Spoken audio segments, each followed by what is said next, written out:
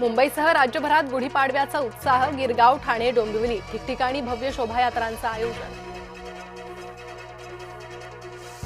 गिरगावात मराठी नववर्षाचं जल्लोषात स्वागत। ढोल ताशांच्या गजरानं परिसर निनादला, तर विविध साहसी खेळ, मल्लखांब, प्रात्यक्षिकांचीही रेलचेल।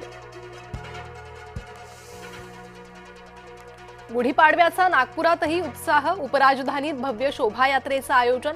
देवेंद्र फडणवीस, अभिनेत्री सई ताम्हणकर शोभायात्रेत सहभागी।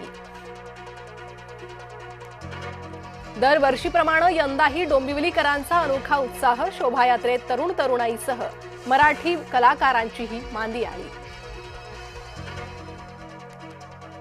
गुढीपाडव्यानिमित्त ठाण्यातील कोपिनेश्वर मंदिरातून भव्य पालखीचं आयोजन।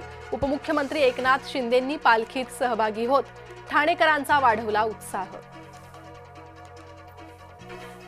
पंतप्रधान नरेंद्र मोदींकडून मराठी नववर्षाच्या शुभेच्छा। एक्स पोस्ट करत मोदींनी मराठीतून दिल्या शुभेच्छा।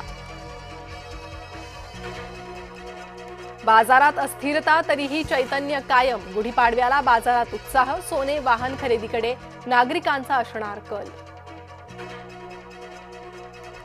वंदे मातरम राष्ट्रीय गीताच्या शतकोत्तर सुवर्ण महोत्सवाचं निमित्त नववर्षाच्या स्वागतासाठी संस्कार भारतीच्या माध्यमातून साकारली रांगोळी। डोंबिवलीत उभारणार 150 फुटाची गुढी। नववर्षाच्या स्वागतासाठी सर्वत्र धूम। तुळजापूरच्या भवानी मातेच्या मंदिरात परंपरेनुसार गुढीपाडवा साजरा। विधिवत पूजेनंतर मंदिरावर उभारली गुढी। मंदिरातही आकर्षक फुलांची सजावट। गुढीपाडव्यानिमित्त विठ्ठल मंदिरात आकर्षक फुलांची सजावट। भल्या पहाटेपासूनच मंदिर आणि परिसरात भाविकांची मांदी आली। शिवतीर्थवर आज मनसेचा मेळावा। राज ठाकरेंच्या सभेसाठी भव्य व्यासपीठ। राज ठाकरे काय बोलणार याकडे लक्ष। शरद पवारांची डिनर डिप्लोमसी। महाविकास आघाडीच्या सगळ्या आमदारांना निमंत्रण। वायबी चव्हाण सेंटरमध्ये रात्री जेवणाची पंगत। भव्य योजनेसाठी 33,360 कोटी। केंद्रीय मंत्रिमंडळाच्या बैठकीत मंजुरी। 15 लाख रोजगार निर्मितीची अपेक्षा। सांगोला विद्यामंदिर प्रशालेमध्ये घडलेला प्रश्नपत्रिका चोरीचा गुन्हा उघड। एका अल्पवयीन विधी संघर्षग्रस्त बालकानं गुन्हा केल्याचं तपासात उघड। पोलिसांनी भूगोल विषयाच्या प्रश्नपत्रिका आणि इतर साहित्य केलं जप्त। हाशिम फॅशन नावाच्या दुकानात पाकिस्तानी फॅशनचे कपडे। पाकिस्तानी फॅशनची रील पडली महागात। रत्नागिरीच्या चिपळूण शहरात संतापाची लाट।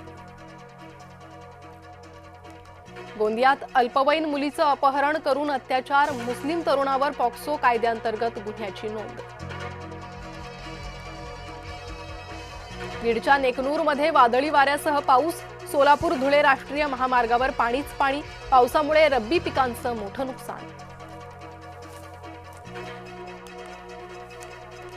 संभाजीनगर जिल्ह्याला रात्रीतून मुसळधार पावसानं झोडपलं। वादळी वाऱ्यासह गारपिटीमुळे काढणीला आलेलं पीक गेलं। अवकाळी आणि गारपिटीचा शेतीला फटका। हिंगोलीत गहू, ज्वारी, हरभरा पिकांचं मोठ्या प्रमाणात नुकसान। सरकारनं नुकसानीचा पंचनामा करण्याची शेतकऱ्यांची मागणी।